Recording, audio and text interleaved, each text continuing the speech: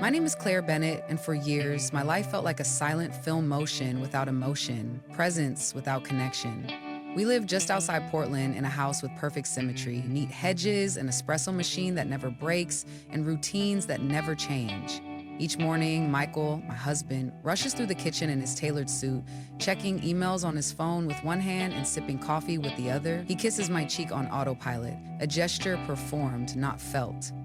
Michael is a good man, dependable, loyal, generous in the way that shows up in mortgage payments and oil changes. But somewhere along the years, he became less of a partner and more of a presence. We spoke, of course, about the dishwasher leaking or the neighbor's new car, but never about us. We slept in the same bed, but we lived in different worlds. I used to think this was just marriage, that this was what it meant to be in a long-term relationship. You trade passion for peace, intimacy for comfort. I convinced myself that I was lucky, but beneath all that gratitude was a quiet ache, a longing to be seen, to be felt. And then came Scout. Scout was supposed to be a protector. We got him after Michael's office was broken into, some impulse decision born out of fear, a boxer, strong and alert, bred for guarding. But Scout wasn't fierce. He was calm, watchful, almost meditative. He didn't bark unless necessary. He didn't whine. He was simply there. In the beginning, he gravitated toward Michael. They'd play fetch in the yard, and Scout would wait eagerly by the door for him every evening. I didn't mind. He was just a dog, another presence in the house. Another creature I cooked for, cleaned up after, and talked to more than I realized. But that autumn, something changed. It was an ordinary morning, the kind that bleeds into all the others. Michael had already left, the coffee had gone cold, and I was standing in the kitchen, staring out at the yellow leaves fluttering across our lawn.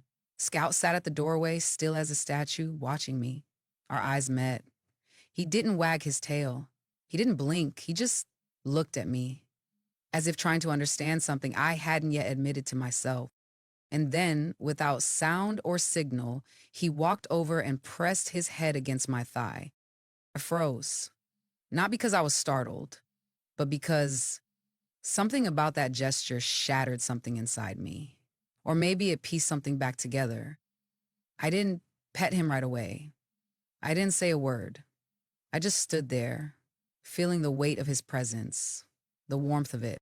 From that day forward, Scout became my shadow. He followed me from room to room, sat at my feet while I folded laundry, waited outside the bathroom door.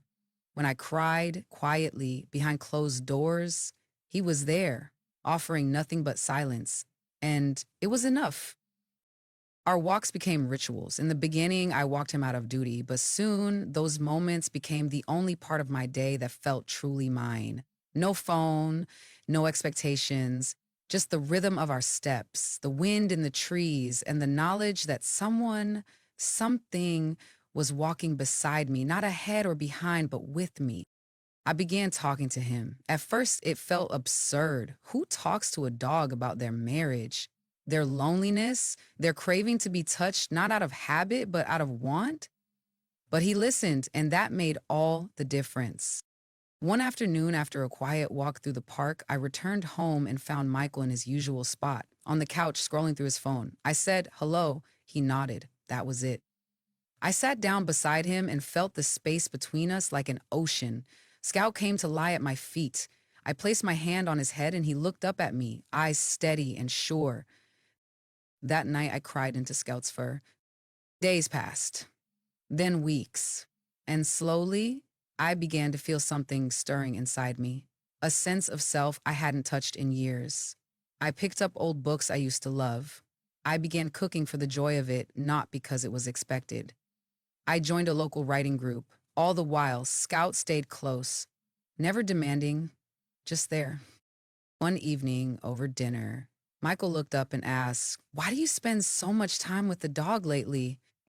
I wanted to laugh or scream or say, "Because he sees me." But instead, I said, "Because it makes me feel less alone." His face stiffened. "Claire, he's just a dog." "No, I thought he's not. He's the only one who noticed I was disappearing." That night, I told Michael the truth. about how empty I'd felt, about the way our marriage had become a series of polite exchanges, about how Scout helped me see what I was missing.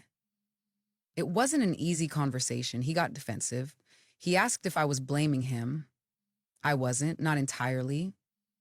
But I was asking him to see me, to show up. His silence was long, but it wasn't cold. It was thoughtful. That gave me hope. Since then, we've had more talks, real ones. Not every day, not perfectly, but enough. And every night, Scout still waits by my side of the bed. He's more than a pet, he's a mirror, a guide, a witness to the parts of myself I had forgotten. In loving him, I remembered how to love myself. I don't know what the future holds for my marriage, but I know this. I am no longer waiting to be chosen. I am no longer disappearing because somewhere along those leaf-strewn trails and coffee-stained mornings, I found my way back to me. One weekend, Michael offered to come along for our walk. It surprised me. He hadn't joined me in months, maybe years. We walked the trail slowly, awkwardly at first. Scout stayed between us, silent, watching. At one point, I told Michael about a book I was reading, not a summary, but how it made me feel. He listened, he asked questions, and I felt something. Not a spark, not yet, but a soft pulse. A heartbeat between us we hadn't felt in a long time. Later that evening, Michael brought me tea, not because I asked, just because. We're not perfect, we're not fixed, but maybe we're trying. Scout still waits by the door when I leave. He still curls up beside me when I read. But now, sometimes, Michael sits too. We laugh a little more, we talk a little deeper. And when I feel the urge to disappear, I remind myself, I have the power not to. Healing, I've learned, isn't loud. It's not always dramatic. Sometimes it's the quiet decision to lace up your shoes and walk the same path one more time. Sometimes it's choosing to speak, even when your voice trembles. Sometimes it's petting the dog who stayed when everyone else was too busy to notice. A Scout gave me that. And every day I give myself permission to keep going, to keep choosing me. To anyone who's felt invisible, I see you. And maybe, just maybe, your Scout is waiting too. It wasn't always like this. Michael and I met during college. He was confident and ambitious with this quiet intensity that made people lean in when he spoke. I was softer, more reserved. We balanced each other. Or so I thought. We got married a few years later. It was beautiful and simple, white roses, laughter, a dance that ended with both of us barefoot. For a while, we were happy, genuinely happy. We traveled, we had slow Sundays with pancakes and newspapers and jazz playing in the background. I remember thinking, this is it. This is what real love looks like. But love, I've learned, requires tending, and somewhere along the way, we stopped watering the roots. The decline wasn't a dramatic fall, it was gradual. 1,000 tiny moments where we chose convenience over connection, where we stayed quiet instead of risking discomfort, where phones and schedules and responsibilities filled the gaps we once filled with each other.